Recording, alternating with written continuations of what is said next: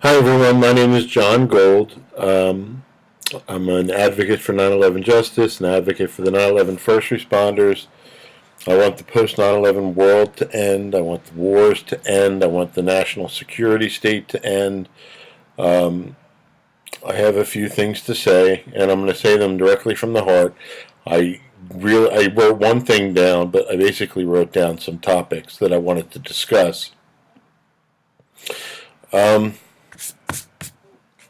I just, I broke my back and I feel useless sometimes. I want to get out there and protest, and I can't do those things anymore unless I take my scooter out or something. All right, so basically, we need to act like there's a draft out there, and there is already a draft out there. It's called the poor man's draft.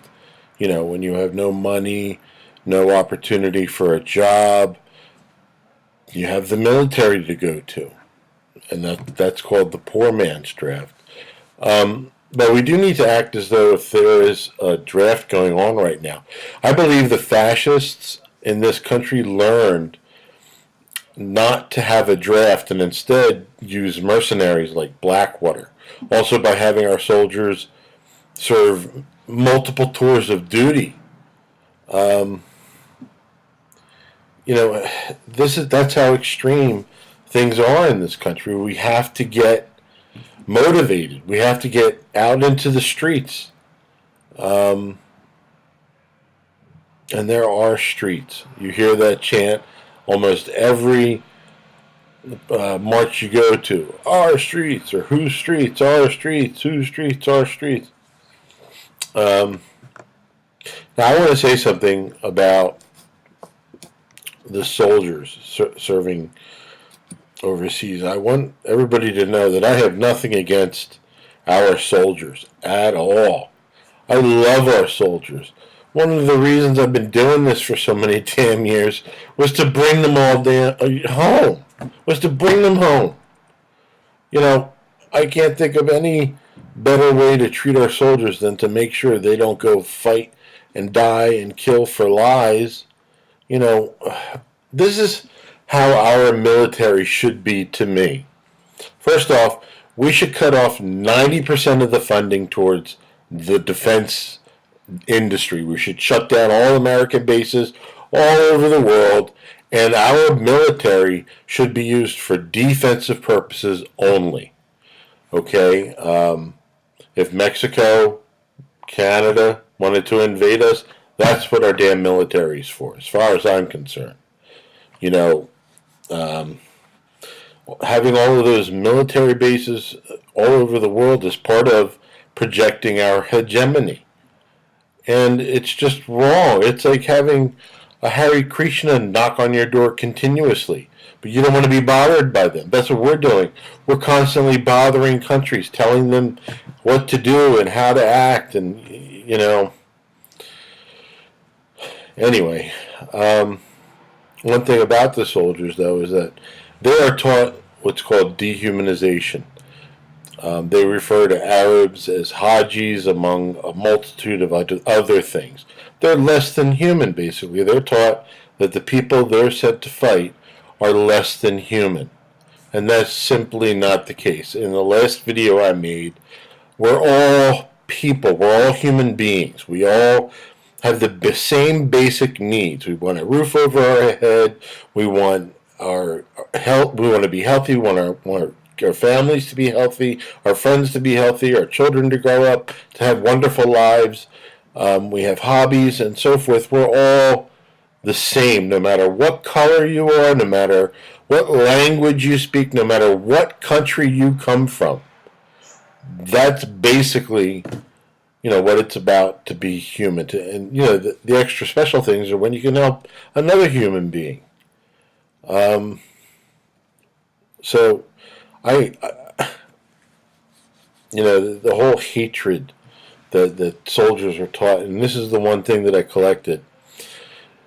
In February of 2006, a Le Moyne College Zogby poll found that 85% of our soldiers said the U.S. mission is, quote, to retaliate for Saddam's role in the 9/11 attacks, end quote.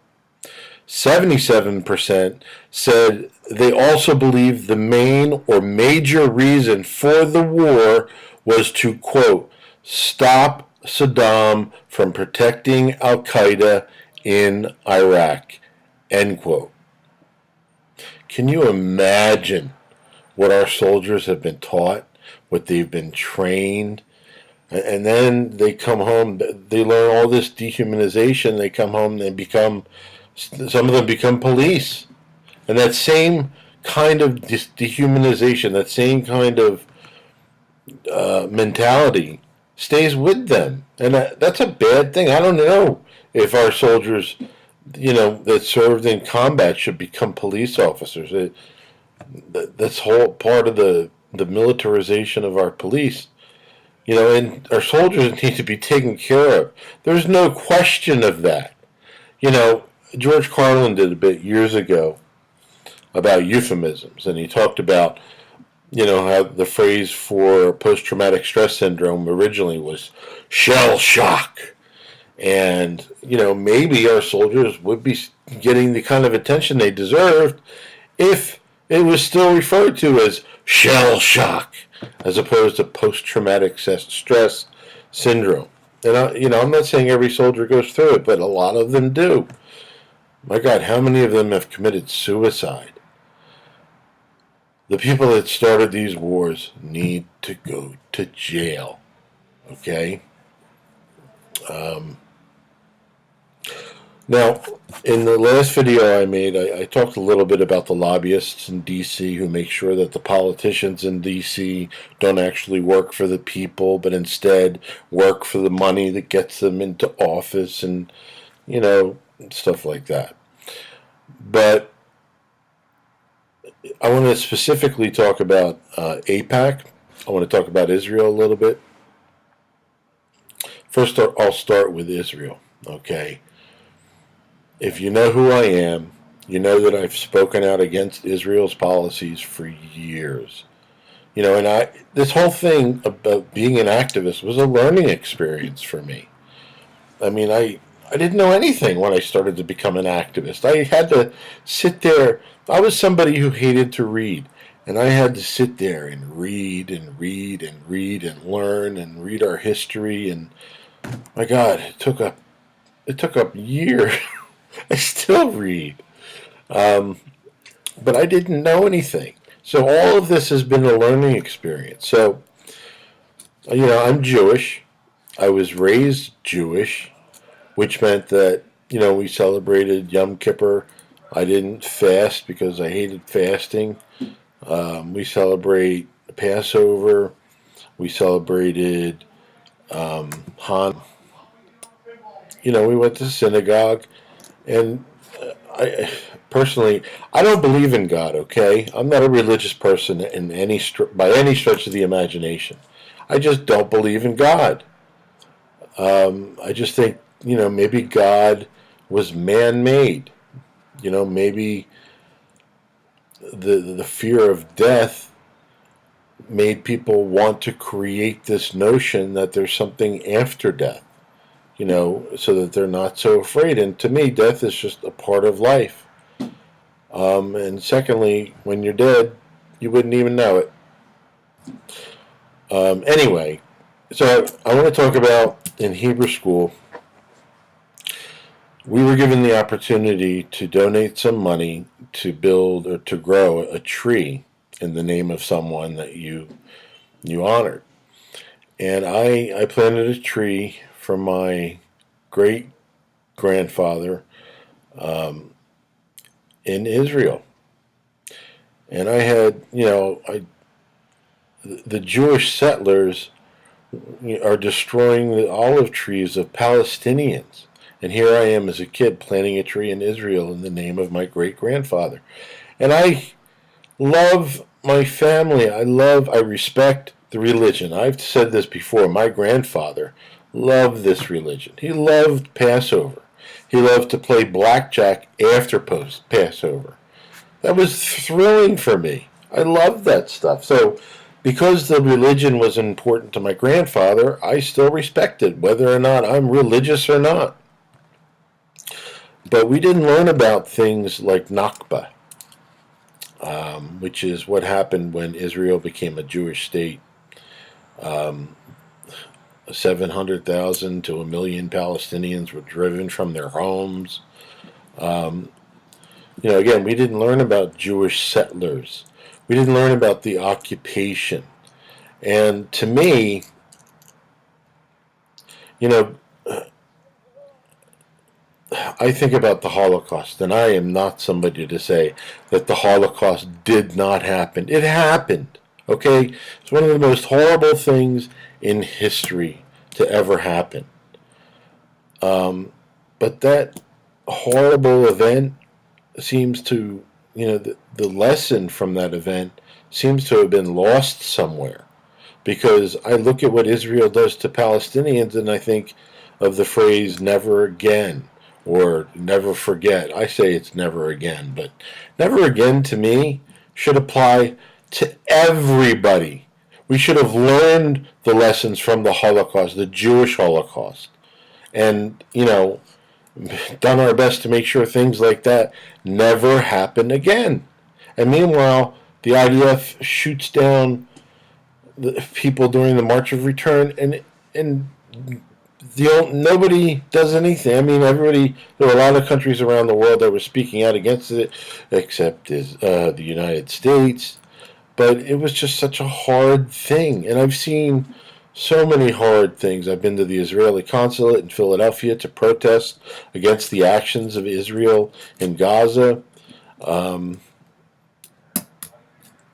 I believe in a one-state solution where Israelis and Arabs, Jews, Muslims, whoever, um, can live in that country and be treated as equals, no differently than anyone else.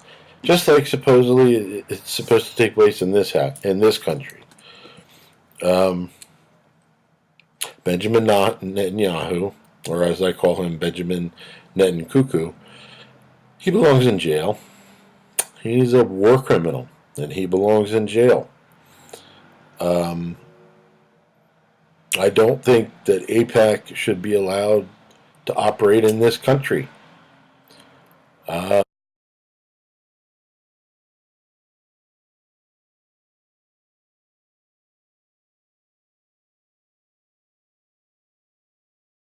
um, Israel controls America. Okay, big defense, big oil, big pharmaceutical, big insurance. All might have a say about who has control over this country. I think that Israel is the 51st state without saying so. They're like our military base in that region that just happens to have people that live there. We've only just decided, they're supposed to be our greatest ally in the Middle East, along with Saudi Arabia. And we never had a military base in their country. We just decided this year to build one. So I just don't think that they control this country. They wouldn't exist without the United States. They wouldn't exist without the aid that we give them. They wouldn't exist without the protection at the United Nations, which is just. Now, I do not hate Jewish people. Okay, I've heard from rabbis that said Zionism hijacked Judaism, and it made sense to me. Judaism, thou shalt not steal, thou shalt not kill. What? These are amazing contradictions to the religion of Israel, and I don't see Zionism as a religion or anything like that. It's just an evil, it, just a bad state of mind. It's a bad philosophy. Um, Now, with regard to Saudi Arabia, you know, we've been partners in crime with them for years. For years. We protected them throughout, for so many years because of the oil. And, because of their control over pricing. And we actually use them to either increase or didn't decrease oil to try and bankrupt countries. They tried to do it against Russia, and Russia managed to get through it. Um, they cut off people's heads. It's a monarchy, and the rights against all the women, and it's just a bad country to me. And I have nothing against Saudi Arabians. I have nothing against Israelis. I have nothing against Pakistanis or anybody in any of the countries. It's the individuals who make the decisions that are a detriment to everyone else. Those are the people I have problems with. And not any country. There's something called collective punishment. And I've made this argument before. 9/11 was a crime, not an act of war. It was also not a Muslim crime. It wasn't a Jewish crime. It wasn't a Catholic crime. It wasn't a Christian crime. It wasn't an Episcopalian crime. It was a crime. It was a mass murder of 2,977 people. And just because Muslims may have been involved, that doesn't mean you blame every single Muslim. I mean, that's just absolutely ridiculous. Just like when you criticize the policies of the Israeli government, that doesn't mean you hate all Jews or all Israelis. It's no different. This is supposed to be a Christian nation. We criticize our government. Does that mean we hate Christians? It's just ridiculous. And the whole using the Holocaust as a means, it's almost like a get out of jail free card. I just, and then the phrase anti-Semitism. First of all, everybody in that region is a Semite, okay? The Arabs, the Jews, they're all Semites. So I prefer to use the term anti-Jewry. And I guarantee there are many in the anti-Zionist movement who really hate Jews, because I've had too many experiences with some of them where you have discussions with them and eventually it turns to Jew this and Jew that. Sorry, I'm against that kind of stuff. We're all human beings, and everybody has the right to believe whatever the hell they want if it helps to get them through life. The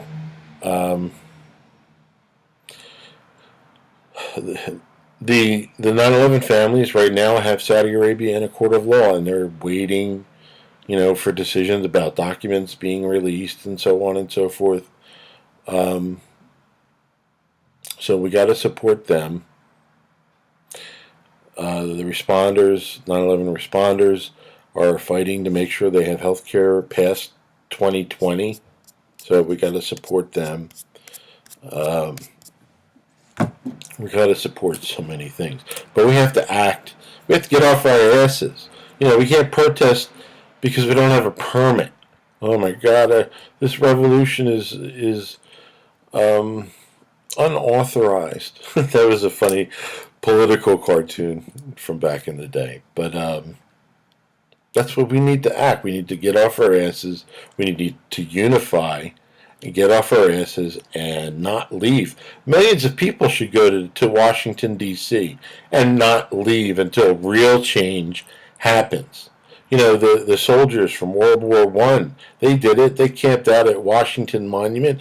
I tried to camp out at the Washington Monument. I was told that our permit that we had to get didn't allow for tents. So then I had to go live in a church for a week, which is fine. I had a blast. But we need to get into the streets because so many things are going on that are affecting all of us in a detrimental way, in a horrible way. So I guess that's my message, is that we need to get off our asses. Whatever your cause is, get off our asses.